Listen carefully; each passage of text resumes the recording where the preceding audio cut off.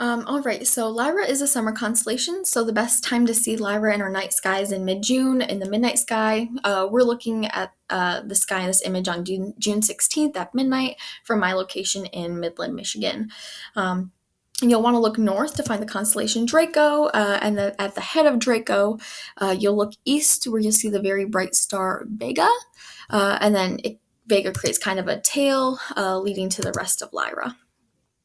So the brightest stars in Lyra are Vega, Sulfat, Chiliac, and Delta II. Vega is Lyra's brightest star, and as such is an alpha star, and it's actually the fifth brightest star overall. It's 25.04 light years away from us and is classified as an A0V. Vega is a white main sequence star and is moving towards the sun at a rate of 20.6 kilometers per second. The star Sulfat is a gamma star, 620.07 light years away, and has a spectral type of B93. Sulfat is a blue giant, which is just above and to the right of main sequence stars on the Hertzsprung-Russell diagram, and it's moving towards the sun at a rate of 20.2 kilometers per second. The third brightest star, Chiliac, is quite a complex star. It's actually made up of 6 different components, but we'll be discussing Beta Lyrae A. As mentioned, it's a beta star, and itself is made up of 3 stars, an eclipsing binary pair, and then a single star. So Sulfat and Chiliac are actually equally bright, but when one star eclipses the other in the binary pair, it decreases the brightness, hence it being the third brightest star. So Chiliac is 962.13 light years away and is a spectral type B682. The fainter star evolved out of the main sequence and is now a blue giant, while the brighter star, which is gaining mass, is a blue main sequence star.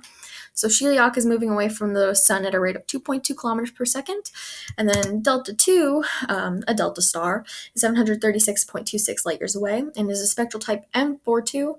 It was a blue main sequence star, but is now a cool asymptotic giant. Delta II is moving towards the sun at a rate of 25.55 kilometers per second. So now we'll be discussing some of Lyra's deep space objects. Messier 56 is a globular cluster located halfway between Sulfat and the star Alberio of Cygnus constellation. That's about 32,900 light years away from Earth and is 84 light years across. Then Messier 57, the Ring Nebula, is a planetary nebula, so it's the remnants of an old star. And then Messier 57 is between Sulfat and Chiliac, and is 2,283 light years away from us. It's illuminated by a white dwarf star in the center. It has a radius of 1.3 light years. Next, we have NGC 6791, which is an open cluster, and it's one of the oldest clusters in our galaxy. It's about 13,300 light years away and is sized at 6.3 arc minutes by 6.3 arc minutes. And then finally, IC 1296 is a barred spiral galaxy just north of Messier 57. It's about 221 million light years away and is sized at 0.99 arc minutes by 0.53 arc minutes. All right, so in the lore of the constellation Lyra, it comes from Greek mythology. And then the god Apollo gifted his human son Orpheus with a lyre. When Orpheus was getting married, his wife Eurydice was killed by a snake, and he was grieving, playing his lyre for the gods, and they told him to go down to the underworld and try to convince Hades, the god of the underworld, to let him bring Eurydice back. So he traveled to the underworld and played his lyre for Hades and his wife Persephone, and they agreed to let Orpheus take Eurydice back to the land of the living, under the condition that he walk in front of her and not look back at her until they both make it back to the land of the living, I guess.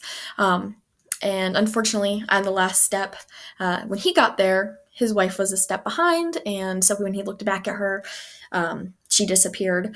And then again, in his grief, he just traveled around and played the lyre, and was honoring his father, Apollo, and kind of forgetting about the god Dionysus, who then sent his followers to kill Orpheus, and they threw him and his lyre in the river, but then Zeus sent an eagle down to get the lyre, and Zeus put the lyre and the eagle in the sky, which is where the eagle constellation comes from, with that. So I thought that was pretty interesting. Thank you.